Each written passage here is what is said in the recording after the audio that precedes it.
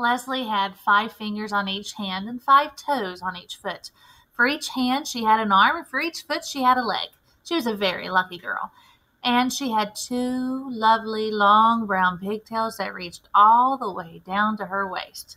When Mrs. Jules asked a question, Leslie could raise one of her hands. When Leslie was adding, she could count on her fingers. When Paul pulled one of her pigtails, she could kick him with one foot while standing on the other. But Leslie had one problem. She didn't know what to do with her toes. She had 10 adorable little toes and nothing to do with them. As far as she could tell, they served no useful purpose. "Suck your toes. That's what I do," said Sherry, but Leslie's foot wouldn't reach her mouth. "Well, that's all toes are good for," said Sherry, and she put her foot in her mouth and went to sleep. "No, they must be good for something. They have to be," thought Leslie. During recess, she asked Dana, "Dana, what do you do with your toes?" "I scratch the back of my legs. First, I scratch my left leg with my right foot, and then I scratch my right leg with my left foot." "But my legs don't itch," said Leslie. "Well, that's good. In that case, you could scratch my legs. With your help, I could scratch both legs at the same time." "No, never mind," said Leslie. She walked up behind Louis, the yard teacher, and hopped upon his shoulders. "Louis, I don't know what to do with my toes." Louis tugged her foot. "Yes, that's a serious problem, but I'll tell you what I'll do. I'll take them off your hands for you, or rather, your feet. Just cut them off and give them to me." "What?" "You don't want them, so I'll take them," said Louis. "You won't have to worry about them ever again." "No." "I'll give them to Miss Mush," said Louis, "and she can make little hot dogs out of them." Miss Mush was the lunch teacher. "No, I'm not going to give my toes away." "All right, I'll give you a nickel apiece for them," said Louis. "No, you can't have them." "Why not?" said Louis. "They're no good to you anyhow, and think of all you could buy for 50 cents. The bell rang. "I'll think it over," said Leslie, and she ran back to class.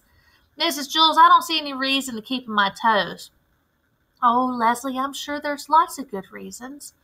"Well, I can't think of any. My legs don't itch. I can't get my foot in my mouth. Louis offered me a nickel apiece for them, and it seems to me like a good deal, but I wanted to check with you first." "Oh, I think Louis was pulling your leg," said Mrs. Jules. "No, I think he was pulling my toes." "What would he want with your toes?" asked Miss Jules. "I don't know, but if he's willing to give me 5 cents apiece for them, I'm going to take him up on it. That's 50 cents. At lunch, Leslie walked up to Louis. "Okay, Louis, you can have my toes for a nickel apiece. That'll be 50 cents, please." "Well, not so fast. Let me look at them first." Leslie took off her shoes. Yes, the big ones are good and the ones next to them, but the most I'll give you for the rest of your toes is 3 cents each." Leslie was furious. 3 cents each? You told me 5 at recess. "I'll give you 5 cents for the big ones, but just look at that little scrawny run of a toe on the end there. You're lucky to be even getting 3 cents for it. I think you're getting a darn good deal." "I happen to like that toe." "Fine then, keep it. I'll just take the 2 big ones and we'll call it square." He reached into his pocket and pulled out a dime. "Nothing doing. These toes are sold as a set. It's either all 10 for 50 cents or no deal. What am I going to do with just 8 toes?" "Well, then forget it," said Louis. "I'm not going to give you a nickel for those scrawny little ends toe." "Well, fine," said Leslie. "No deal. My toes will still be here if you ever change your mind."